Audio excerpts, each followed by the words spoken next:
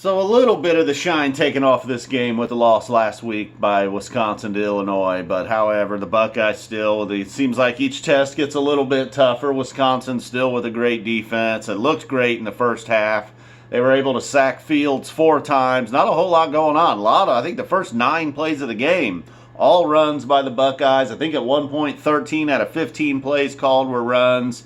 They start to incorporate the pass a little bit, and then Wisconsin just getting pressure. Although the Buckeyes defense doing the same thing, holding Taylor to almost nothing in the first half. He had maybe one decent run. They couldn't get a lot going. Chase Young also getting involved with some sack action. He had 2 in the first half. So, but late, the Buckeyes did manage a field goal, took a 3-0 lead, and then late in the first half, I guess if you're a Wisconsin fan, that killed. Buckeyes get a touchdown to Olave, go up 10-0, and they're getting the ball to start the second half. But Wisconsin's defense comes out, does their job. Instead of possibly falling behind 17-0, they come out, shut the Buckeyes down, 3 and out, block the punt, give themselves great field position. No field goals needed. They put it in the end zone on a crazy pass. I thought it was intercepted. Somehow he sneaks it right in between 2 Buckeye defenders. Perfect pass right around the goal line. Touchdown, Wisconsin. They're looking like they're in business. A little bit of nervous times here in Ohio. 10-7 at that point, but then that was absolutely it. The Buckeyes run off 4 straight touchdowns. Justin Fields runs 1 in. JK runs in 2. And then they get the final touchdown to Olave in the fourth quarter, making it 38-7 at that point. Taylor never did get it going. Chase Young ended up with 2 more sacks in the second half, giving him 4 on the day, 13.5 on the year now. Mention his name in the Heisman Trophy race. That's still a long way to go. He's going to have to do a lot to pass Burrow and her. Although I see Jalen Hurts not getting it done today, apparently. So anyhow, 38-7 the final score. JK Dobbins goes for over 160 yards rushing, continuing him on his pace to make a run at 2,000 yards.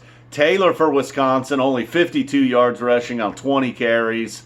Rough day for him. His long carry was one 14-yard run. Wisconsin's best run of the day came out of the Wildcat.